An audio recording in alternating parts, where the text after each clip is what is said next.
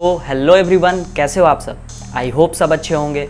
और अभी तक हम लोग लॉगरिदम में 5 लेक्चर अपलोड कर चुके हैं और उन 5 लेक्चर में हम लोग क्या डिस्कस किए हैं कि जितने भी इम्पॉर्टेंट कॉन्सेप्ट्स हैं लॉगरिदम के, ठीक है, सब कुछ डिस्कस हो चुका है। जितने भी फार्मूले इंपॉर्टेंट फार्मूले हैं वो भी डिस्कस हो चुके हैं। तो आज हम लोग क्या करेंगे, आज हम लोग फार्मूले, जितने भी इंपॉर्टेंट फार्मूले हैं वो एक साथ लिख लेंगे और उन पे बेस्ट अच्छे क्वेश्चंस करने जा रहे हैं, ठीक है। IIT JEE के और JEE मेंस के जितने भी क्वेश्चन हो सकते हैं अच्छे, सब आज हम लोग देखेंगे। सो स्टार्ट करते हैं आज का लेक्चर बिना किसी टाइम वेस्ट के। सो देखो, यहाँ पे हम लोग कुछ पहले इंपॉर्टेंट फार्मूले लिख दिए हैं, उसको तुम लोग देख लो। जितने भी हैं सब इंपॉर्टेंट फार्मूले यहाँ पे हैं और इसके बाद हम लोग क्वेश्चंस को डिस्कस करेंगे आगे। तो पहला देख लो, log a की power n to the base a is equal to n, log 1 to the base a is equal to 0 and so on. सब कुछ मतलब पहले एक बार रिवीजन कर लो, ठीक है। सो ये log m to the base a plus log n to the base a is equal to log m into n to the base a। फिर अगर माइनस में रहेगा तो क्या हो जाएगा, देखो। तो ये सब चीज़ें तुम लोग को आना चाहिए। ये फॉर्मूला देखो और ये सब इम्पॉर्टेंट है। बाकी ये तो ऊपर के दो तो मतलब वैल्यूज़ ही हैं, एक प्रकार से याद रखना है। बाकी ये एक इम्पॉर्टेंट फार्मूला है, ये एक इम्पॉर्टेंट है। और नेक्स्ट देखो, ये log m की पावर n, अगर किसी नंबर का पावर n है, ठीक है, log के नंबर का पावर n है तो उस n को हम लोग log के सामने ला सकते हैं, इस n को हम लोग log के सामने ला सकते हैं। तो ये सब चीज़ें हम लोग को देखना है। फिर देखो a की पावर, ये फंडामेंटल आइडेंटिटी है, a की power log n to the base a। तो हम लोग क्या किए, इसका आंसर हो जाएगा n। अगर ये a और a यहाँ सेम रहेगा तो ही इसका आंसर n होने वाला है, ठीक है। तो ये ध्यान रखना, a की power log n to the base a। तो ये एक हो गया फॉर्मूला। फिर ये बेस चेंजिंग थ्योरम बहुत इंपॉर्टेंट। यहाँ पे क्या है कि log m to the base n is equal to, हम लोग क्या लिख सकते हैं, log m to the base a upon log n to the base a। ये देखो, मतलब इसमें क्या है कि हम लोग कोई भी दूसरा बेस हमें चाहिए, ठीक है। जैसे यहाँ log m to the base n दिया हुआ है लेफ्ट हैंड साइड, अगर हमें चाहिए कोई मतलब किसी दूसरे बेस के साथ, तो हम लोग किसी भी a बेस ले लेंगे, दोनों ऊपर नीचे बेस a ही होना चाहिए। तो log m to the base a upon log n to the base a। तो ये फॉर्मूला, इसका सारा कुछ प्रूफ वगैरह सब कैसे आया है पिछले लेक्चर में डिस्कस हुआ है। जाकर यूट्यूब पे टाइप करना लॉगरिदम बाय आई स्टडी, तो वहाँ से आपको प्लेलिस्ट मिल जाएगा, ठीक है। तो वहाँ से हम लोग पूरा चीज़ देख सकते हैं, कैसे कॉन्सेप्ट्स क्या क्या हैं, कैसे फॉर्मूले आया, ये सब कुछ। तो चलो आगे बढ़ते हैं। ये बेस चेंजिंग थ्योरम का ये सब जो ये तीनों चीज़ है, ये बेस चेंजिंग थ्योरम का ही क्या है, एक्सटेंडेड मतलब रिजल्ट बोल सकते हो। तो log a to the base b is equal to log 1 upon log b to the base. अगर नंबर और log का बेस इंटरचेंज करना है, ठीक है, कहीं ज़रूरत पड़ गया कि नंबर और बेस इंटरचेंज हो जाए तो उनको रेसिप्रोकल कर देना, ठीक है। तो ये 8th फॉर्मूला वही है, log a to the base b is equal to 1 upon log b to the base a। Clear, इसका भी प्रूफ सब कुछ बेस चेंजिंग थ्योरम से आ जाता है। फिर यहाँ पे देखो, अगर ये देखो नंबर की पावर अल्फ़ा है और बेस की पावर बीटा है, ठीक है, नंबर की पावर अल्फ़ा और बेस की पावर बीटा। तो यहाँ पे क्या होगा, हम लोग तो पहले तो जानते हैं जो नंबर का पावर है वो लॉग के सामने आ गया है अल्फ़ा, ठीक है, और जो बेस का पावर है वो 1 अपॉन करके सामने आता है लॉग के, ठीक है। तो 1 अपॉन बीटा यानी अल्फ़ा बाई बीटा, ठीक है। तो ये सब चीज़ें हैं। जैसे मान लो कि log 3 टू द बेस 3 का होल स्क्वायर है, ठीक है, 9 है वो 3 का होल स्क्वायर है। तो यहाँ पे क्या लिख सकते हैं, इज इक्वल टू 1/2। देखो बेस का क्या है, पावर 2 है, तो उसको हम लोग रेसिप्रोकल करके लाएंगे। तो 1/2 log 3 टू द बेस 3। तो 3 टू द बेस 3 इज़ 1, मतलब आंसर इज़ 1/2। तो ये सब चीज़ें आना चाहिए। फिर हम लोग देखो, ये जो बहुत इंपॉर्टेंट लास्ट फॉर्मूला बहुत इंपॉर्टेंट है, a की power log b to the base c। हम लोग मतलब ये a और b को इंटरचेंज कर सकते हैं, b को यहाँ ला सकते हैं और a को यहाँ ला सकते हैं। क्लियर है क्या। तो ये सब पूरा फॉर्मूला याद होना चाहिए। तो चलो हम लोग अब क्वेश्चंस डिस्कस करते हैं इस पर। क्लियर, क्वेश्चन के साथ ही स्टार्ट करते हैं। और इसमें क्या लिखा हुआ है, पहले क्वेश्चन को रीड करो अच्छे से और वीडियो को पॉज कर लेना, क्वेश्चन ट्राई करना खुद से, ठीक है, फिर जाकर सॉल्यूशन देखना। तो पहले क्वेश्चन को पढ़ते हैं हम लोग। तो find the value of n की वैल्यू फाइंड करनी है। और n क्या है हमारा, ये इतना बड़ा सा एक्सप्रेशन दिया है। देखो, अगर जिसको सिग्मा, ये इसको क्या बोलते हैं ना, इस नोटेशन को सिग्मा नोटेशन बोलते हैं, ठीक है। तो सिग्मा जिसको नहीं आता है वो मैं अभी डिस्कस कर लेता हूँ, बाकी क्वेश्चंस को तुम लोग बनाओ। तो देखो सिग्मा का मतलब क्या है कि इधर थोड़ा सा मतलब यहाँ देख लो, जैसे हमारे पास सिग्मा है और यहाँ पर n है और n is equal to let suppose 1 से 10 जा रहा है, ठीक है। तो इसका मतलब क्या है कि n वेरी कर रहा है कहाँ से कहाँ तक, 1 से लेकर 10 तक। अब इसको कैसे लिखेंगे, और जो टर्म्स के बीच में क्या होगा साइन, प्लस होगा। सिग्मा का मतलब एडिशन। तो देखो जो फर्स्ट टर्म होगा उसमें n की जगह 1 डालेंगे, 1 डाल दिए क्योंकि n 1 से 10 तक जा रहा है।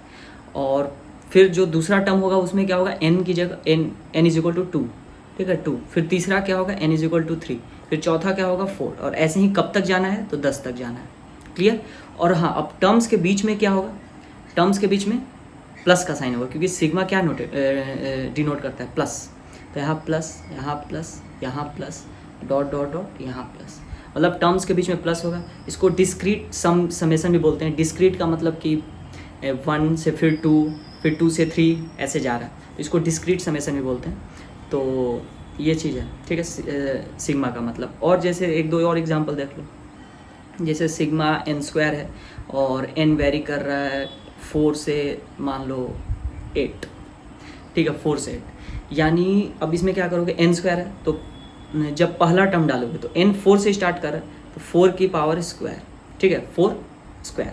अब दूसरे टर्म में प्लस का साइन आएगा, फिर दूसरा टर्म क्या होगा 5 का स्क्वायर, फिर प्लस 6 का स्क्वायर, फिर प्लस 7 का स्क्वायर, प्लस 8 का स्क्वायर। और कब तक जाना है, कहाँ तक जाना है, 8 तक जाना है। और कहाँ से स्टार्ट करना था, 4 से स्टार्ट करना था। देखो 4 से स्टार्ट किए और टर्म्स के बीच में प्लस का साइन लगाते जाएंगे।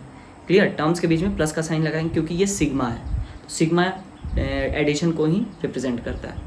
तो ये चीज़ है, ठीक है। आप ऐसे भी और भी एग्जांपल देख लो, जैसे मान लो समेसन n² प्लस n है, ठीक है, समेसन n² प्लस n है और n वेरी कर रहा है 1 से 5, ठीक है 1 से 5 वेरी कर रहा है। तो कुछ नहीं, इस n की जगह 1 डालोगे फर्स्ट टर्म लाने के लिए, ठीक है। तो 1 डालोगे तो 1 का स्क्वायर प्लस 1, ठीक है, ये फर्स्ट टर्म आ गया। फिर दूसरे टर्म को लिखने के लिए n को 2 डालोगे तो 2 का स्क्वायर प्लस 2। देखो n की जगह 2 डाल दो बस, और कुछ नहीं। और टर्म्स के बीच में कौन सा साइन चलेगा, प्लस, प्लस लगाते जाओ। फिर प्लस 3 का स्क्वायर प्लस 3, ऐसे ही करते करते कहाँ तक जाना है, 5 तक जाना है। तो ऐसे हम लोग लिख लेंगे, ठीक है। टर्म्स के बीच में प्लस और n की जगह 1 2 3 4 जहाँ से भी स्टार्ट हुआ है वहाँ से हम लोग n को वैल्यू डालते जाएंगे, ठीक है। तो ये चीज़ याद होना चाहिए। और कुछ इंपॉर्टेंट देख लो, जैसे मान लो समेसन ऑफ 1 और n वेरी कर रहा है 1 से तुम समझ लो 10 तक, ठीक है। यहाँ n नहीं दिए, केवल क्या दिए हैं, समेसन ऑफ 1। तो ये अगर हम लोग ऐसा लिखे हैं तो क्या होगा, 1 को हम लोग 10 टाइम्स ऐड कर रहे हैं, क्योंकि देखो यहाँ n तो है नहीं, तो n को 1 डालोगे तो भी टर्म 1 ही रहेगा, फिर दूसरा टर्म भी 1 ही रहेगा, क्योंकि n पे वेरी ही नहीं कर, ये जो टर्म है ना 1, ये n के साथ वेरी ही नहीं कर रहे, क्योंकि n का कुछ फंक्शन है ही नहीं। तो इसमें तुम n को 1 डालो, 2 डालो, 3 डालो, ये हमेशा क्या बना रहेगा, 1 1 प्लस 1 प्लस 1। और कब तक जाना है, 10 तक जाना है ना, तो प्लस 1 1 1 1 ऐड करते करते 10 बार 1 ऐड कर दोगे, ठीक है। तो इसका आंसर हो जाएगा 10 × 1 यानी 10। अब ये क्या हुआ, क्योंकि देखो ये जो टर्म है ना ये n पे डिपेंड ही नहीं कर रहा है, तो n को तुम 1 डालो तो भी वो 1 बना रहेगा, n को 2 डालो तो भी वो 1 ही बना रहेगा। तो देखो 1 1 1 1 1 और कितने बार, तो 10 बार, ठीक है। ऐसे ही जैसे मान लो summation of 2 n is equal to मान लो 1 से तुम 5 तक ले जा रहे हो, यानी ये भी एक कांस्टेंट हो गया, तो n को 1 डालोगे तो भी टर्म 2 बना रहेगा, प्लस 2 प्लस 2 प्लस 2 एंड कहाँ तक, 5 टर्म लिखना है, 1 2 3 4 5 और सब टर्म के बीच में प्लस का साइन। तो ऐसे कांस्टेंट का हम लोग समेसन करते हैं। तो ये सब छोटे छोटे चीज़ ये आगे आने वाले चैप्टर में बहुत यूज होगा, कई बार डिस्कस होगा, तो इसके लिए चिंता नहीं करना है। अगर अभी थोड़ा बहुत भी नहीं समझ में आया कोई दिक्कत नहीं, आगे बहुत अच्छे से डिस्कशन होगा। तो बस ये समझना, टर्म्स के बीच में हम लोग को क्या करना है, प्लस का साइन लगाना है और जहाँ से वेरी कर रहा है उसको लिखते जाना है। क्लियर। तो आई होप यहाँ तक तो समझ में आ ही गया होगा। चलो इस क्वेश्चन को देखते हैं। तो क्वेश्चन क्या बोल रहा है कि find the value of n, और ये है summation r is equal to 2 से कहाँ तक, 2014 तक वेरी कर रहा है, और ये इधर हमारा फंक्शन है 1/log p to the base r। तो चलो यहाँ पे एक बार रीराइट कर लेते हैं क्वेश्चंस को। तो log यहाँ पे लिखा है n is equal to summation r is equal to 2 से कहाँ तक, 2014, और क्या दिया है 1/log p to the base r, ठीक है, p to the base r दिया। अब यहाँ पे वेरी कौन कर रहा है, तो r वेरी कर रहा है, ठीक है। p यहाँ पे p का वैल्यू दिया हुआ है, p कांस्टेंट है, 2 × 3 × 4 × डॉट डॉट डॉट इंटू 2014, मतलब ये p का वैल्यू दिया हुआ था क्वेश्चन में ही, देख लो ये p का वैल्यू दे रखा है, मतलब p एक कांस्टेंट टर्म है, ये कांस्टेंट चीज़ है, इसका वैल्यू दे रखा है। r वेरी कर रहा है 2 से लेकर 2014 तक, देखो r वेरी कहाँ से कहाँ तक कर रहा है, 2 से 2014 तक। तो चलो इसको देखते हैं। अब समेसन है तो कैसे टर्म्स को तोड़ेंगे, तो n जो हमारा होगा वो n इज इक्वल टू, पहला टर्म क्या होगा बताओ, r को 2 रखेंगे, देखो 2 से स्टार्ट हुआ है तो r को 2 रखो, तो 1/log p को अभी p ही लिख रहे हैं और r 2 आ गया, ठीक है, प्लस दूसरा टर्म लिखने के लिए प्लस का साइन बीच में रहेगा क्योंकि समेसन है, और दूसरा टर्म क्या हो जाएगा, r इज इक्वल टू 3, बिल्कुल, तो r log p to the base 3 plus 1/log p to the base 4 and so on. कहाँ तक जाना है हम लोग को, 2014 तक, तो plus dot dot dot dot 1/log p to the base 2014, clear, ठीक है। अब देखो, अब इस क्वेश्चन को देखने, अब ये हमारा प्रॉपर लॉग का क्वेश्चन बन चुका है, समेसन का कहानी खत्म, अब कुछ नहीं। अब क्या है कि यहाँ पे n की वैल्यू हमें फाइंड करनी है। देखो अगर थोड़ा सा हम लोग दिमाग लगाएं तो क्या इसमें नज़र आ रहा है कि देखो अभी 1/log p to the base 2 है, p टू द बेस 3 है, p टू द बेस 4 ऐसे चल रहा है। अगर हम इसका रेसिप्रोकल कर देते हैं, ठीक है, रेसिप्रोकल करेंगे, ये वाला प्रॉपर्टी यूज करेंगे, log a to the base b is equal to 1/log b to the base a, ठीक है, बेस और नंबर को इंटरचेंज करेंगे। क्यों इंटरचेंज करेंगे, क्योंकि अगर हम इसका रेसिप्रोकल लेते हैं तो सारे लॉग का बेस क्या हो जाएगा, सेम हो जाएगा, ठीक है।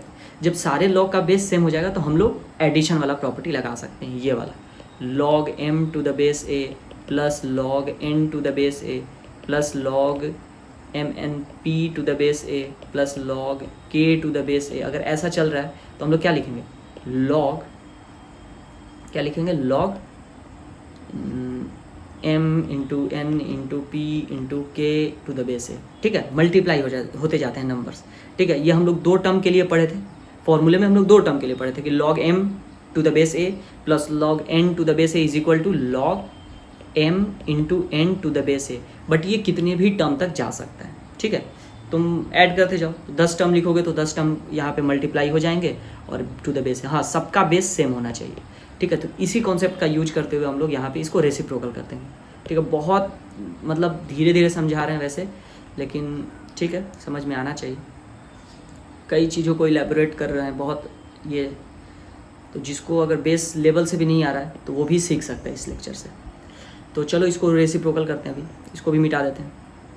तो क्या करेंगे, इसका यूज करेंगे, तो n को हम लोग क्या लिख सकते हैं बताओ, n is equal to log 2 to the base p, ठीक है, रेसिप्रोकल नहीं है तो क्या हो गया, नंबर और बेस इंटरचेंज हो गया, plus log 3 to the base p plus log 4 to the base p plus dot dot dot log 2014 to the base p, clear.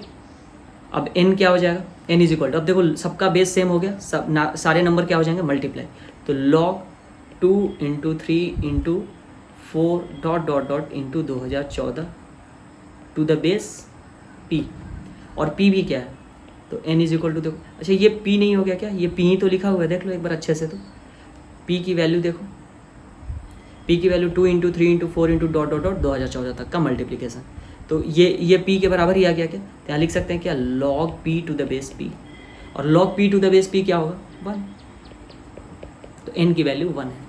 तो आई होप ये क्वेश्चन अच्छे से समझ में आया होगा, एक बार बहुत इलेबोरेट करके समझाएं, बहुत धीरे धीरे समझाएं इसको अच्छे से। सो अब देखो, अब हम लोग क्या देख रहे हैं, ये नेक्स्ट क्वेश्चन देखो, तो यहाँ पे है find the value of pi r is equal to 2 से 1023 और log r प्लस 1, लॉग का नंबर r प्लस 1 है टू द बेस r। तो इन सब का मतलब देखो, अब यहाँ पे पाई नोटेशन, इसको क्या बोलते हैं, पाई नोटेशन, ठीक है। वो क्या था, अभी हम लोग जस्ट पिछला क्वेश्चन किया तो वो सिग्मा नोटेशन था।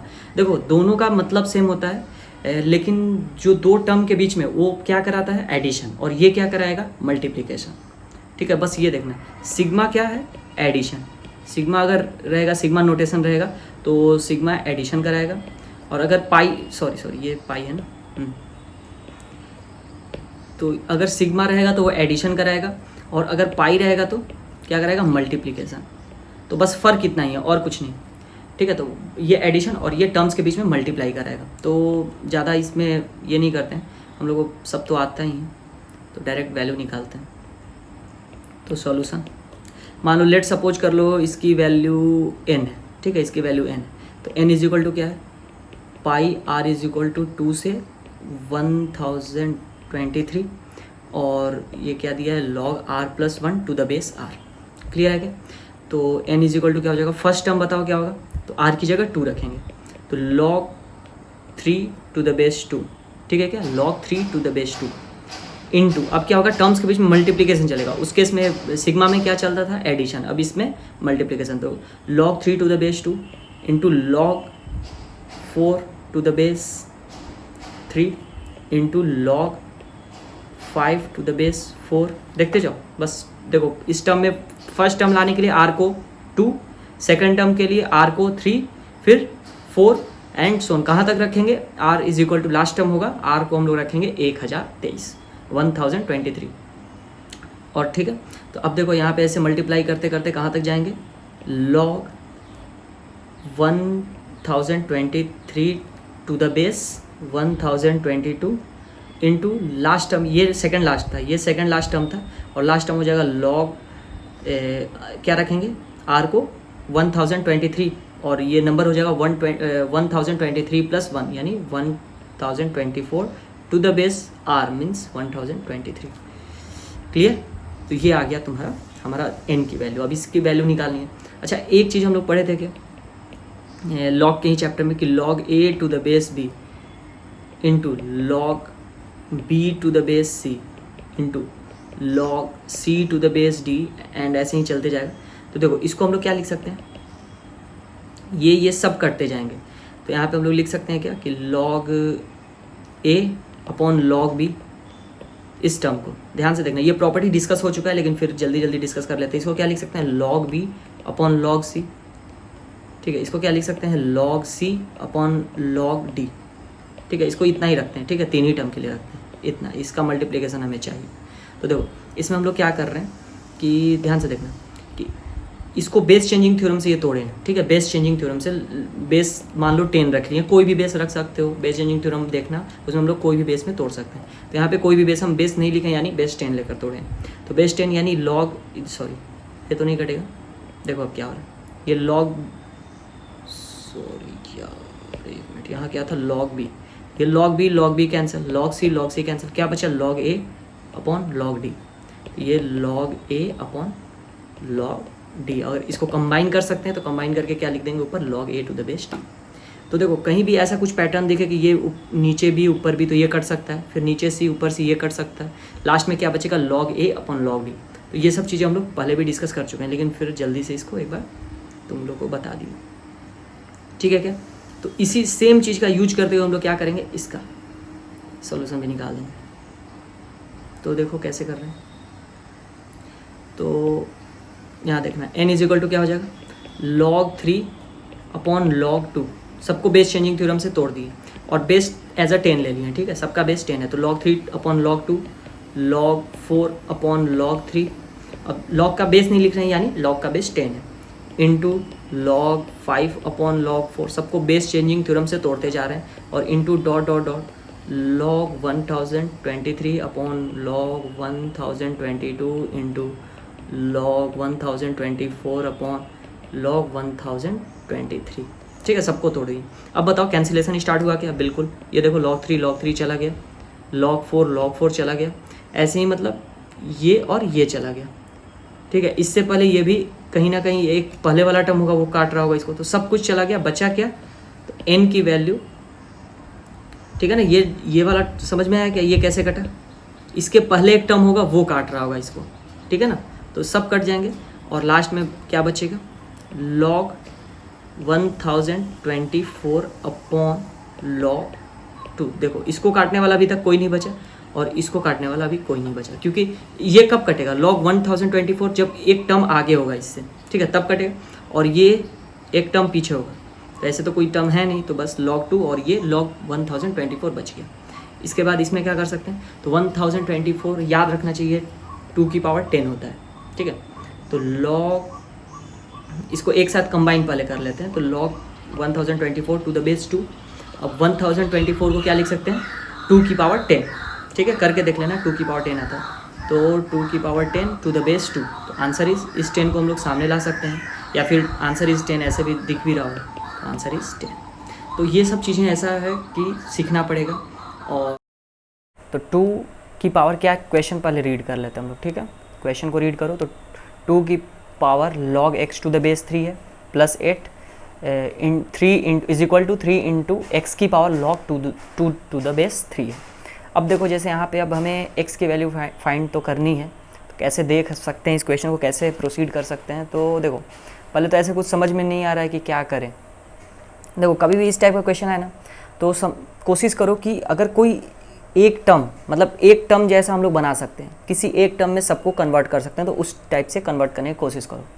जैसे कि यहाँ पे हम लोग क्या लिखा है, 2 की power x log x to the base 3, और इस टर्म को, इस दो टर्म को देखो यहाँ पे ऐसे लिख देते हैं, 2 की power log x to the base 3 plus 8 is equal to 3 into x की power log 2 to the base 3। देखो इस टर्म को पकड़ो और इस टर्म को पकड़ो, इसको हम एक बना सकते हैं, ठीक है। कैसे, तो यहाँ पे अगर वो इसको और x को इंटरचेंज कर देंगे, 2 को यहाँ रख देंगे और x को जब यहाँ ला देंगे तो ये बिल्कुल इसके बराबर हो जाएगा, देख लो करके। और ये कर सकते हैं, फॉर्मूला याद होना चाहिए। तो चलो वही चीज़ करते हैं यहाँ पे, देखना। तो इस चीज़ को हम लोग क्या लिख सकते हैं वापस से, तो x की पावर, इसको लिख दो x की power log 2 to the base 3, ठीक है। क्या देखो x की power log 2 to the base 3, और यहाँ पे क्या आ जाएगा, plus 8 is equal to 3 into x की power log 2 to the base 3। अब क्या कर सकते हैं यहाँ पे, देखना ध्यान से, इस चीज़ को, पूरे इस चीज़ को t मान लो, तो x की power log 2 to the base 3 is equal to t। Simple है, उसको t मान ही सकते हैं हम लोग। तो t मानने के बाद जो मेरा पूरा क्वेश्चन चेंज हो जाएगा, वो क्या हो जाएगा, t plus 8 is equal to 3 into t, ठीक है।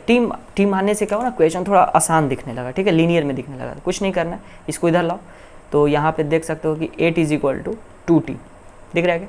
फिर 2 को डिवाइड करो तो t इज इक्वल टू 4 आ रहा है क्या। अब t एक्चुअल में था क्या मेरा, तो t था x की पावर, देखो यहाँ ये t है, तो यहाँ लिख दो x की power log 2 to the base 3 is equal to 4। अब इसको आराम से सॉल्व कर सकते हैं। कैसे, देखो अभी भी ये ऐसे दिख नहीं रहा है सॉल्व होते हुए, लेकिन देखो इस 2 और x को फिर से वापस से इंटरचेंज कर दो। तो वापस से इंटरचेंज करने का मतलब क्यों ऐसे क्यों कर रहे हैं, क्योंकि देखो यहाँ 4 लिखा हुआ है, तो जब यहाँ 2 की power log x to the base 3 हो जाएगा क्या, इस x को 2 की जगह रख दें और 2 को नीचे ला दें, ये तो कर सकते हैं फॉर्मूले की। तो यहाँ पे देखो इसको क्या लिख सकते हैं, 2 की पावर 2, ठीक है, 2 की पावर 2। यानी अब हम कंपेयर कर सकते हैं, इधर 2 की पावर क्या है, log x to the base 3, और इधर 2 की पावर 2 है। यानी अगर इन दोनों नंबर को इक्वल होना है तो पावर को भी इक्वल होना पड़ेगा, ठीक है। दो नंबर अगर इक्वल है और बेस भी सेम है तो पावर भी इक्वल होना पड़ेगा। तो power log x to the base 3 is equal to 2, और यहाँ से एक्सपोनेंशियल फॉर्म में जब चेंज करेंगे तो आंसर क्या हो जाएगा, x इज इक्वल टू 3 का स्क्वायर यानी 9।